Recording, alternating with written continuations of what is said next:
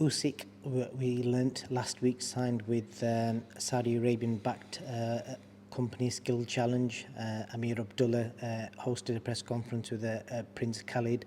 A big move for them. And what do you think that kind of spells for just the boxing landscape? USYK becoming the third fighter alongside Badou Jack and an upcoming fighter called Ziad.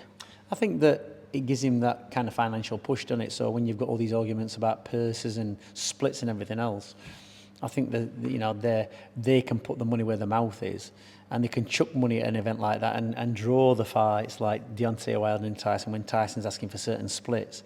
I think if the Saudis believe in him enough, they'll put that bid in and they'll have it on their terms, which is probably not, you know, ideal for Tyson. But, you know, there's going to be some massive money in that fight, and, you know, with those backing, it's a fight that can easily be made. It's got to be made because the money's going to be there. There's going to be no excuses. If it doesn't get made now, who do we blame? Because we've seen the Saudis come out and say that they're going to put a take it or leave it offer for Tyson Fury.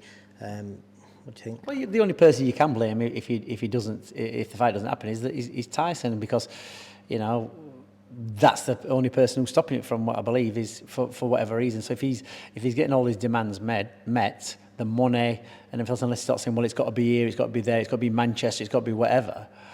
Well, you know, it just depends if Tyson wants to do it. Because don't forget, he's done it all and he's beat everybody. He's kind of got that right to do it.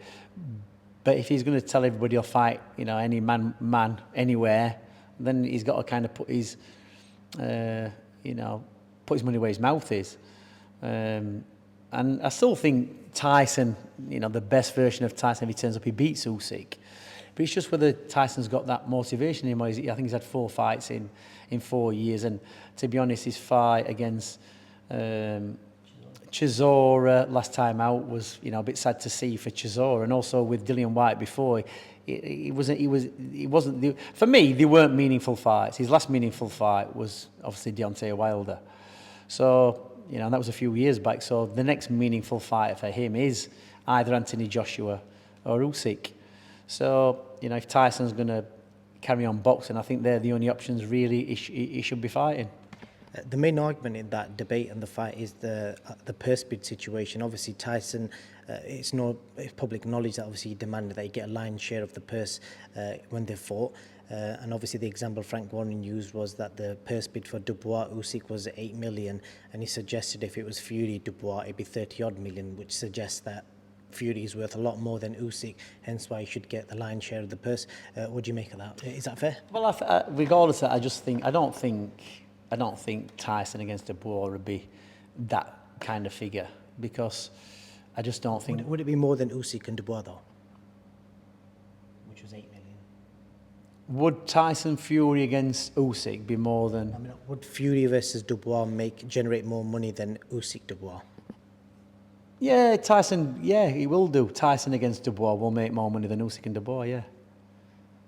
That's basically the argument that they're saying, which suggests that Fury generates more money, hence why he should get more money if Fury and Usyk fought. But regardless of that situation, Tyson's the draw anyway, regardless of who fights who. It don't matter, does it? We're talking about, you know, if he might draw... Look, Usyk against Dubois is a win for Usyk anyway, in my opinion. It's an easy win. It's a very, very easy win. So, you know, but Usyk against Tyson Fury is a more interesting fight, because the people convinced that Usyk could beat him. Where I don't think there'd be anybody would think that Daniel Dubois is ever going to beat Usyk. I don't think it's possible. So you've got a very, you know, immobile fighter like Joyce beats Dubois. And then you've got a very, very mobile southpaw, very, very tricky, experienced fighter in Usyk. I don't think it's even a fight, in my opinion. So that's an easy 8 million or whatever it is for Usyk. It's easy money. You could have that fight, do that fight, you know, and then still box Tyson. And look, he's disciplined enough for Usyk. Well, what would I do if I was Usyk? Well, I'd probably think, well, yeah, I'll take that risk against the ball, beat him easy. You know, while Tyson's still deciding when he's going to fight or not. Because it's not, if it was Usyk's last fight, and it was either Dubois for 8 million or Tyson for a load of money, well, yeah, you go for the big purse, but I don't think it's going to be his last fight, is it? So if you can beat somebody easily, like Dubois, for 8 million quid, it's like a sparring session, or it's an easy enough fight. Well, do that first then. Fight everybody who's put in front of you. If Usyk realistically shouldn't be losing to Daniel Dubois. So it's not even a risky fight. And then just quickly moving on, a couple of more things. Anthony Joshua has reiterated this week, and I think from what Eddie Hearn's saying, they've made an offer to Dillian Whyte. So AJ is going to take the risk and gamble that fight in December with Wilder and fight Dillian Whyte on August the 12th, should terms be agreed. Should AJ be getting credit for that? Because realistically, he could just sit out till December and not fight anyone and just cash in, whether he wins or loses against Wilder. The situation with that is you can look at it two ways. And from my perspective, if I were looking at that fight, I think, well, Anthony Joshua's boxed Dillian Whyte a while back, and it was a good fight, and it was a bit of a punch up for the first couple of rounds. Then Joshua kind of stood back and decided to box, and then he caught Dillian Whyte with I think it was a great uppercut. Since that, a lot of stuff's happened. Joshua's been beat, Dillian Whyte's been beat, and it's a case of weighing up who we think's had more wear and tear. When I watch Dillian Whyte against Tyson Fury, if I'm just going to put it bluntly, he got schooled. He was never in the fight. It was looked a very, very easy fight for Tyson Fury. Never like he got out of first gear. And then you look at Joshua's fights, he's been getting beat, but he's been getting beat at the top by the top level fighters, Usyk. So it's kind of a gauging fight to see where they're both at. If Anthony Joshua, and you know what? I would expect Anthony Joshua to win that fight going on their last couple of performances, on Whyte's last couple of performances and AJ's last couple of performances. But it's how he beats Dillian Whyte. And that's kind of a gauge, really, for how far Anthony Joshua's come. All right, we've had him at a very high level with Usyk. Pause 1 second, I'm just going to change the battery. Quick battery change. Dom, you were just saying about, obviously, you're going to gauge he's had the win. Joshua's had 2 high-level fights with Usyk, and he finished on his feet. And, people have got their opinions on that. But the main thing is he was fighting at a very high level. And, I think he did better against Usyk, than Dillian Whyte did against Tyson Fury. So you consider that Tyson Fury and Usyk are the top players in that division. Anthony Joshua still acquitted himself better, than Dillian Whyte did. So I would expect Anthony Joshua to beat Dillian Whyte. I'm not going to say easily, but mentally, he should be able to keep the top side of Dillian Whyte. Not only beating him before, but obviously going in a higher level fight with Usyk twice compared to what Dillian's done.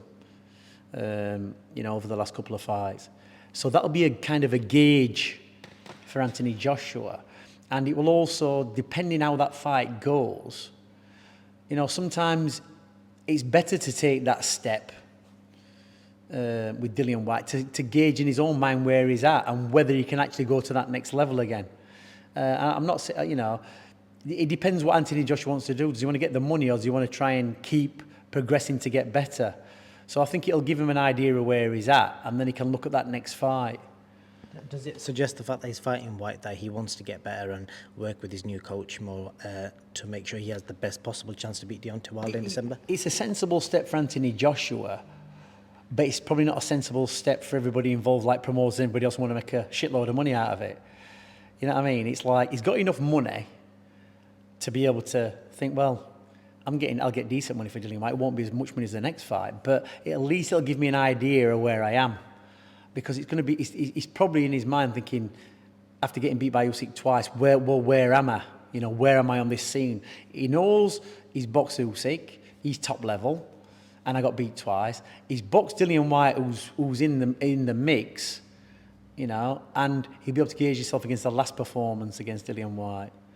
So he should realistically in his mind think, I can beat Dillian Whyte, and how am I going to beat him this time? I'm going to beat him better than the first time I boxed him. Is it going to be an harder fight? And I think from that performance, he will actually know in his own mind where he's at.